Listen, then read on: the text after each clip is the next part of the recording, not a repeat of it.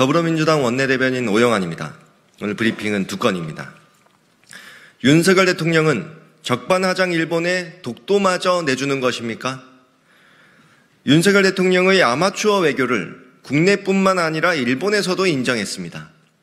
산케이신문 보도에 따르면 일본 내각부의 한 간부가 독도 문제를 한일 간 외교 현안으로 삼겠다는 뜻을 밝혔다고 합니다. 해당 간부는 징용공 문제 다음으로 다케시마도 착수해야 된다. 이란 관계 개선에 전향적인 윤 정부 내에 강하게 호소할 필요가 있다고 말한 것으로 알려졌습니다. 일본이 과거사 책임을 면제받은 것도 부족했는지 대한민국 고유 영토인 독도에 대한 영유권까지 이참에 인정받겠더니 정말 후안무치합니다. 윤석열 대통령이 얼마나 친일 행태를 보였으면 일본 정부가 이토록 후안무치한 주장을 하고 나서는 것입니까? 윤석열 대통령은 일본이 보내는 신뢰와 믿음이 만족스럽습니까? 윤석열 대통령이 바람하지 않았던 일본 정부의 호응 조치가 독도 영유권 주장으로 돌아오고 있습니다. 윤석열 대통령의 굽신 외교가 부른 참담한 결과입니다. 윤석열 정부가 일본에게 대한민국 고유 영토인 독도마저 빈틈을 보인다면 분노한 국민은 윤 대통령을 결코 용서하지 않을 것입니다. 더불어민주당은 국정조사를 통해 굴욕적 정상회담과 관련된 국민적 의혹을 규명하고 그에 따른 분명한 책임을 물을 것입니다. 윤석열 대통령은 이제라도 무능에서 비롯된 외교 실패를 인정하고 사과하십시오. 또한 재발 방지를 위한 노력을 국민 앞에 약속해야 할 것입니다. 다음입니다. 윤석열 정부에게 서민의 고통은 남의 일입니까? 정부 여당이 어제 당정협의에서 전기요금과 가스요금 인상의 불가피성을 확인했다며 이달 안에 인상안을 마련한다고 합니다.